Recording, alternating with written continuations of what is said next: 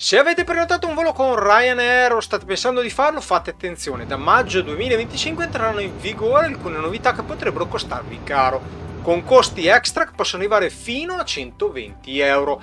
Tra le principali modifiche ci sono il check-in obbligatorio solo online, controlli più rigidi sui bagagli e soprattutto costi extra elevati per chi non rispetta le nuove normative. Ma quali sono i dettagli di queste nuove regole e quali sono i 5 accorgimenti da seguire per evitarli? Scopriamoli insieme!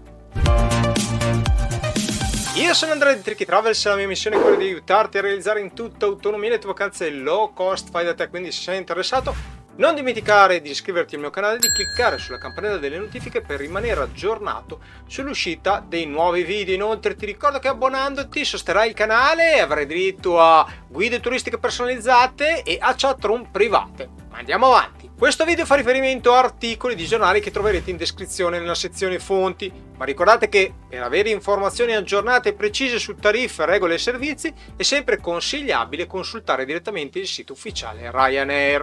Uno dei cambiamenti più importanti riguarda il check-in. A partire da maggio 2025 Ryanair richiederà che venga effettuato esclusivamente online tramite app o sito ufficiale. Questo significa che non sarà più possibile farlo in aeroporto pagando un costo aggiuntivo, ma questo dal mio punto di vista non è un grande disagio, perché perlomeno l'ho sempre fatto online. Oltre a questo, che si presenta al gate senza la carta d'imbarco, stampato digitale, dovrà pagare una penale di 60 euro.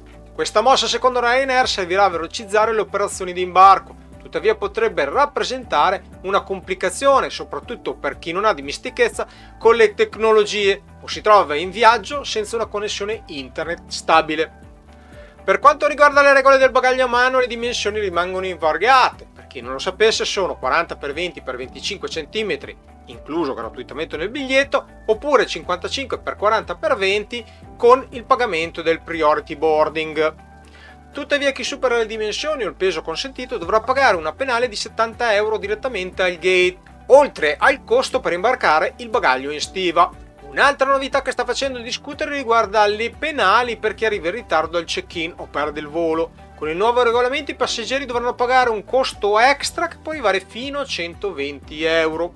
Questa regola potrebbe avere un impatto significativo soprattutto per chi viaggia con bambini, ha coincidenze strette e deve affrontare imprevisti come traffico o ritardo nei mezzi di trasporto. Perché queste regole? Ryanair giustifica questi cambiamenti con la necessità di rendere il servizio più efficiente, ridurre i tempi d'attesa e abbattere i costi operativi. Tuttavia, molte associazioni di consumatori, tra cui Federconsumatori, hanno già espresso preoccupazione. Secondo loro queste nuove regole potrebbero penalizzare i viaggiatori più distratti o meno esperti, trasformando ogni piccolo errore in una spesa extra piuttosto salata. Anche Rai News, Federconsumatori e altre testate hanno riportato la notizia utilizzando addirittura il termine multa, sebbene non sia del tutto corretta.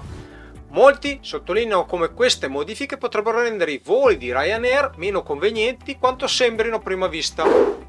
Come evitare queste spese extra? Utilizzare solo bagagli a mano che rispettino le misure standard 40x20x25 per il bagaglio gratuito oppure 55x40x20 se avete acquistato il priority boarding. Secondo punto, effettuare il check-in online con largo anticipo tramite l'app Ryanair. 3. Scaricare la carta di imbarco in formato PDF o sul wallet digitale, così da averlo sempre a portata di mano. 4. Stampare una copia come backup nel caso in cui il telefono si scarichi o il traffico dati non funzioni e non si riesca ad accedere all'app. 5. Controllare con attenzione la coincidenza tra voli, preferendo tempi più lunghi se dovete utilizzare Ryanair. Conclusioni. Queste nuove regole renderanno davvero il servizio più efficiente o saranno solo un modo per far pagare più penale ai viaggiatori? Ditemi la vostra opinione scrivendomela nei commenti. Spero che il video vi sia piaciuto, se così mettete un like, il video si conclude qui, fate attenzione e come al solito vi auguro un buon viaggio.